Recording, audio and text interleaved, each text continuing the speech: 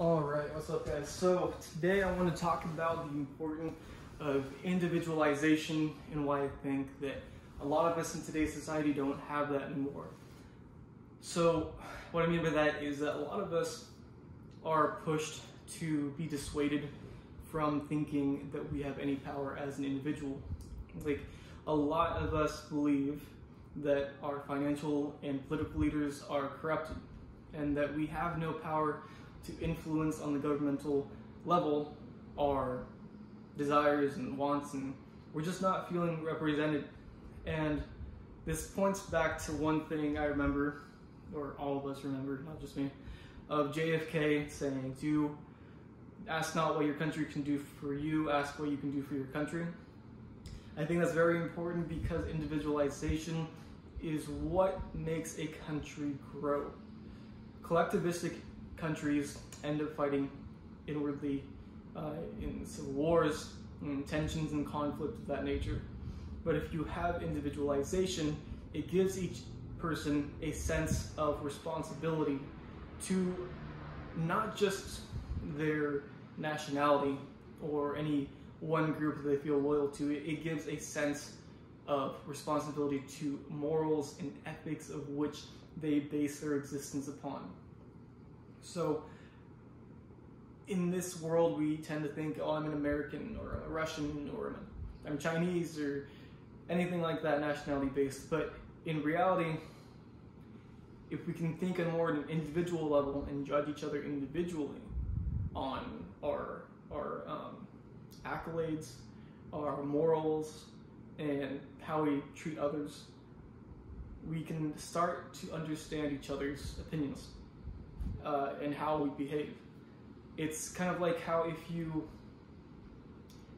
you think about it, there's not really such thing as good and bad, at least for people.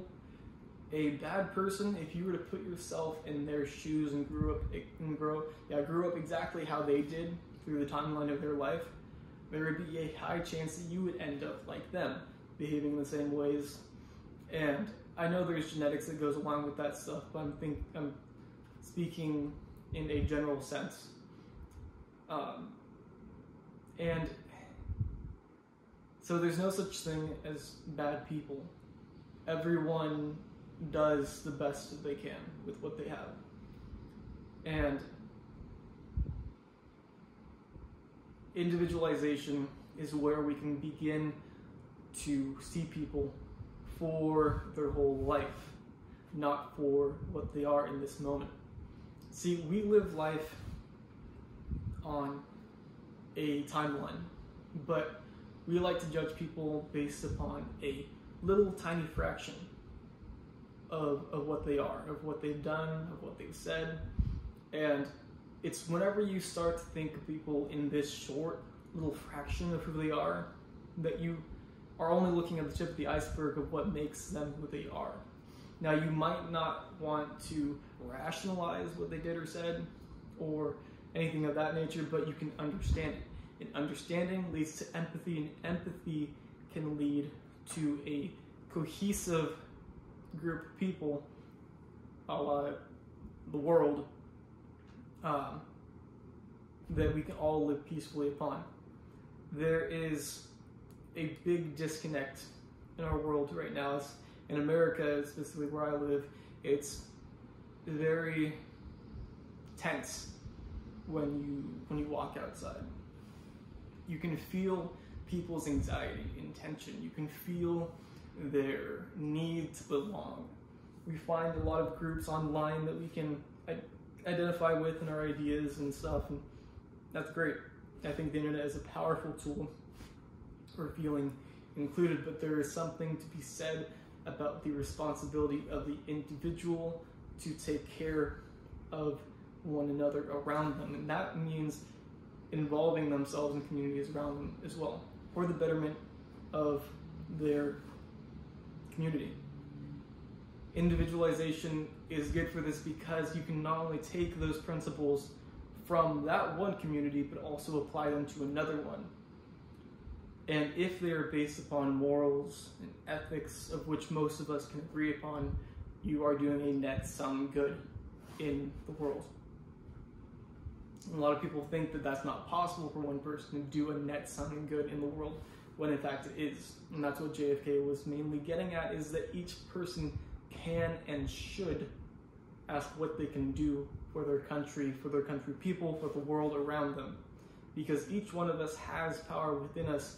It just depends on whether we see power within us in the mirror. And whenever we look in the mirror and you see yourself, and it's kind of like that Michael Jackson song, Man in the Mirror.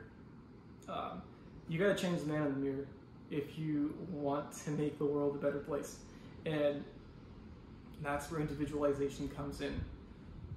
Collectivistic thoughts, they just lead to mob mentality and groupthink.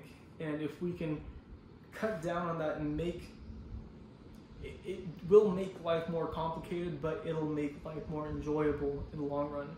If you see each individual person as a timeline, and if you are willing to understand the truth of them, the truth of their timeline, the truth of their storyline, and once you understand someone's story, then you can begin to empathize. And again, empathy is super important, especially when it comes to yourself. That's another big part of individualization, is understanding and empathizing with your own story as a big part of therapy, which is important. I think psychology and therapy is one of the most important professions in today's society, because I think that if we all took care of our mental health on an individual level, I think all of us would collectively do better at solving other world problems of energy or food. And if we can go along this path of individually making sure that we're okay, then we've at least made the world better by one person. If we've taken a look inside and made a timeline of our life, a storyline, and made sense of it and accepted it, that's one whole life that's been saved right there. That's one whole life that is cohesive and stable.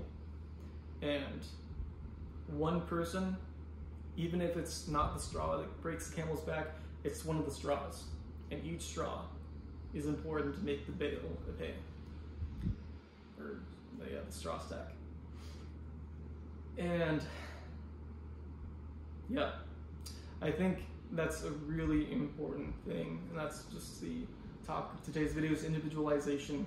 Why you as an individual owe it to yourself and the world around you to empathize with both yourself and the world around you. It will cause you to think differently about yourself and other people, and you won't be as afraid about other people's reactions or how you want to react. You can even stop yourself with a sense of there's a fight or flight effect that happens in the brain whenever you want to react to something. But if we can stop that reaction and we can think and buffer it and understand it, empathize with the situation in like a metacognitive scale, we can better approach what is the best thing to do. A lot of people are just looking for the best thing to do. The truth is needed for that. Empathy is needed for the best thing to do. And yeah, that is where I will end the video. Thank you for watching, and see you next time.